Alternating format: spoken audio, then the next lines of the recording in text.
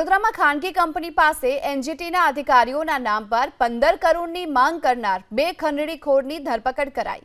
22 ઓક્ટોબરે ટુંડાઉમાં રહેતું જીતસિંહ રાણા ઉર્ફે દાઉદ તથા Sunil Mahida Indo amines limited કંપનીમાં ગયા અને રિપબ્લિક પાર્ટી ઓફ ઇન્ડિયાના પ્રેસિડેન્ટ ઓફ ગુજરાતનું કાર્ડ આપ્યું। બાદમાં ગામ લોકોએ કંપની વિરુદ્ધ પોલ્યુશન બાબતે ફરિયાદ કરી હોવાનું કહી કંપની બંધ કરાવી દેવાની પણ ધમકી આપી। આ સમગ્ર મામલે પોલીસ ફરિયાદ નોંધાતા પોલીસે ખાનગી હોટલમાં છટકું ગોઠવી સુનિલ મહિડા અને જીતસિંહ રાણાની ધરપકડ કરી। ભેજા બાદ સુનિલ મહિડા જે રોફ જમાવવા માટે પોતાની કાર પર લાલ રંગની લાઇટ લગાવી અને ફરતો હતો। એટલું જ નહીં, ઘણીવાર તે બાઉન્સર સાથે પણ જોવા મળ્યો। વડોદરા જિલ્લાના સાવલી વિસ્તારમાં ટુંડાવ ગામ પાસે આ કંપની આવેલી છે।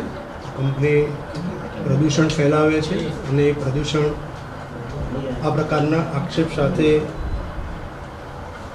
અલગ અલગ કંપની વિરુદ્ધ રજૂઆત ગ્રામજનોએ કરી છે। આવી હકીકત જણાવીને આરોપી સુનિલ મહિડા અને જીતસિંહ રાણા એમને સમાધાન પેટે કંપની પાસેથી 15 કરોડ રૂપિયાની સમાધાન પેટે ખંડણી જે છે માંગેલી છે। તે સંદર્ભે ઓફેન્સ રજીસ્ટર કરેલી છે। એમની સરકારી અધિકારી તરીકે ઓળખ થાય એ પ્રકારની લાઇટ પણ એમાં જણાયેલી છે, એટલે એ ગુનાના કામે ગાડી કબજે કરવામાં આવી છે।